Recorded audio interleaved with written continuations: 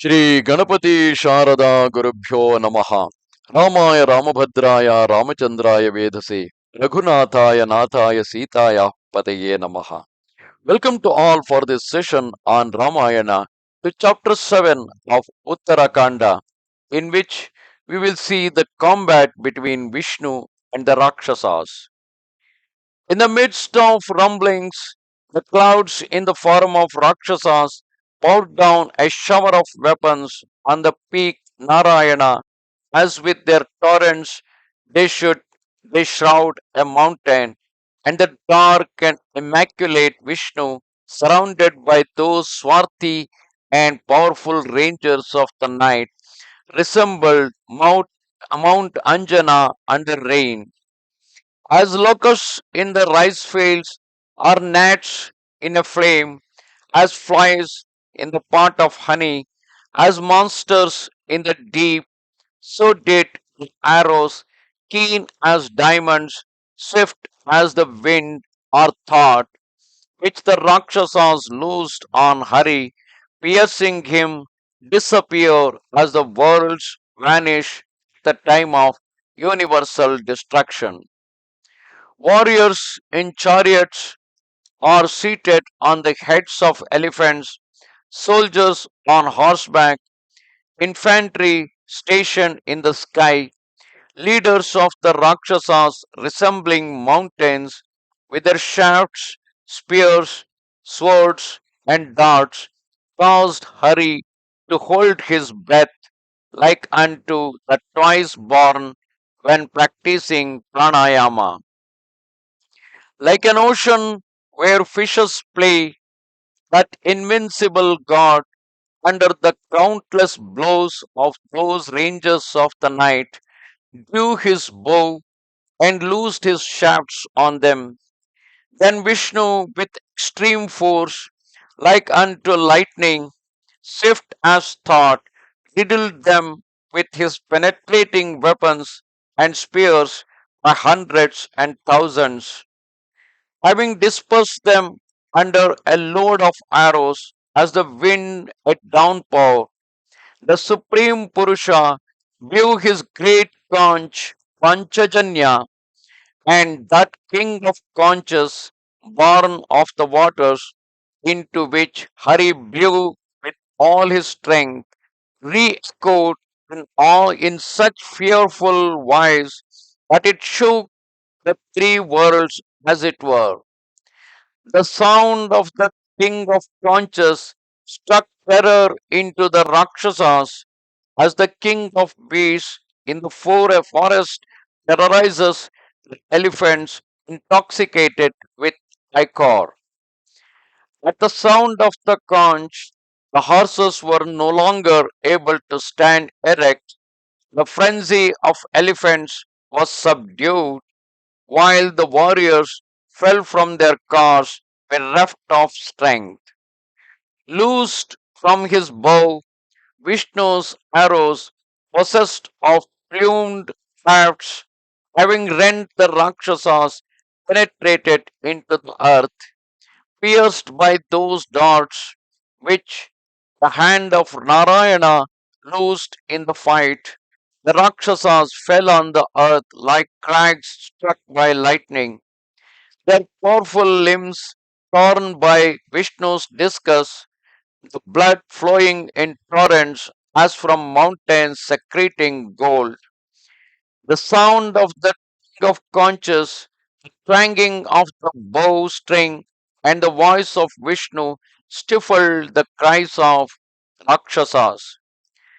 Then Hari severed their trembling necks, their darts, banners, bows, chariots, pennants, and quivers, as the rays fall from the sun, as masses of water spout forth from the sea, as mighty tuskers rush down the mountain side, as torrents of rain fall from a cloud, so did the darts and arrows discharged by Narayana from his bow fall in hundreds and thousands.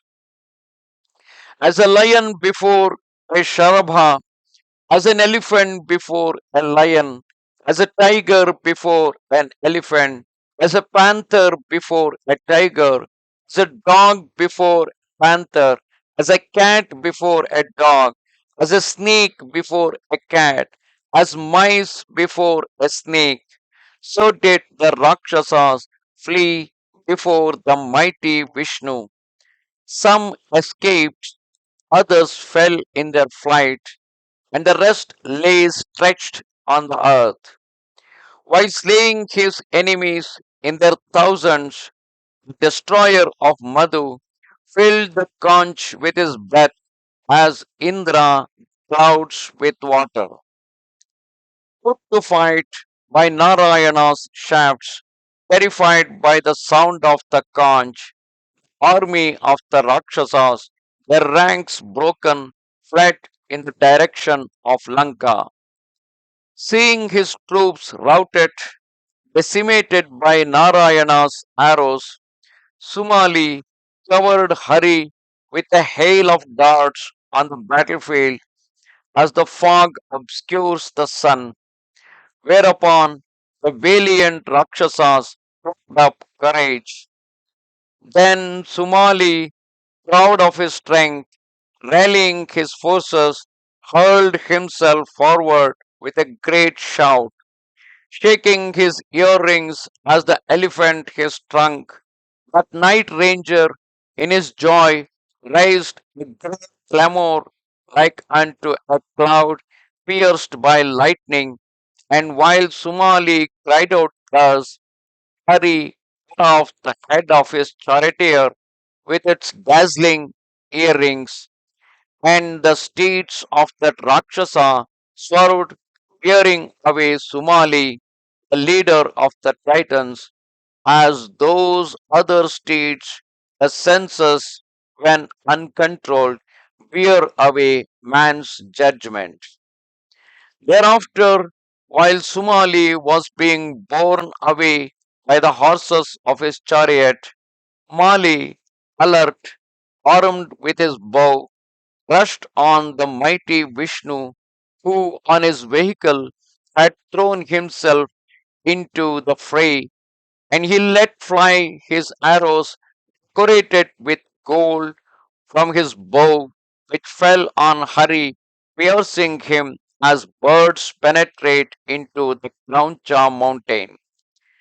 Assailed by the shafts which Mali loosed in their thousands in the fight, Vishnu remained as undisturbed as one in full control of his senses in the face of adversity. Twanging his bowstring, Bhagavat, the author of all beings, still bearing his sword and mace, discharged a hail of arrows on Mali, like unto thunder and lightning, penetrating his body, and those shafts drank his blood as serpents pleasing draught. In the confusion into which he had thrown Mali, the guard who bears the conch, discus, and mace took off his diadem and brought down his banner, his bow, and his steeds. Deprived of his chariot, that most powerful ranger of the night seized hold of his mace, and with this weapon in his hand, like a lion from a mountain height, hurled himself on the king of the birds as Antaka on Ishana, striking him on the forehead as Indra strikes a mountain with his thunderbolt. On receiving that violent blow felt by Mali, Garuda, distracted with pain, carried the god away from the fight. And Vishnu, having turned away through this act of Mali's and Garuda's, a great clamor arose from the Rakshasas, shouting in triumph. Hearing the Rakshasas shout thus, the younger brother of Harihaya, blessed Hari, was incensed with the king of birds, who served as his mount, and with the intention of slaying Mali, though his back was turned, he loosed his discus that was as bright as the solar orb, whose radiance illumines the heavens. Like unto Kala's wheel, a discus fell on Mali's head, and the terrible head of that leader of Rakshasas, thus severed, rolled down amid torrent of blood as formerly that of Rahu.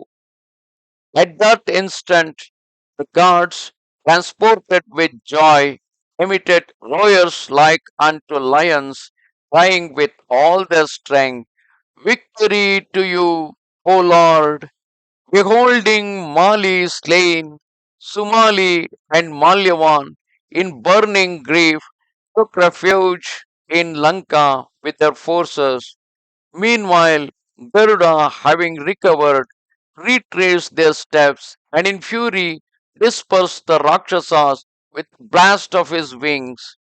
Their lotus faces cut with a discus, their breasts torn by the mace, their necks severed by the plowshare, their foreheads split open by pikes, some pierced by the sword, some slain by arrows.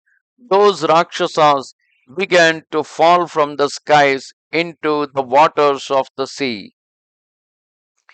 Narayana, like unto a luminous cloud, with his excellent shafts, loosed with his bow, so as so many lightning strokes terminated those rangers of the night with their hair dishevelled and streaming in the wind, their parasols broken, their rich apparels torn by the shafts, their entrails ripped open, their eyes wide with fear. Those warriors, throwing away their arms, fell into a frenzy of terror, resembling elephants attacked by a lion. Those night rangers with their mounts emitted cries while fleeing from that primeval lion who pursued them. Overwhelmed by a rain of darts from Hari, they threw away their weapons, and those rangers of night resembled sombre clouds which the wind drives before it, their heads severed by the discus, their limbs crushed with blows from the mace, cut into by strokes of the sword. Those foremost of the night rangers, resembling sable clouds, crumbled like rocks, and they stumbled and fell on the earth, which they covered completely like dark mountains which have been shattered. Thus come to the end, chapter 7 of Uttara Kanda in Ramayana. Namaste Sharade Devi, Kashmira Puravasini, Twamaham Prarthaye Nityam, Vidya Danancha Dehime. Goodbye.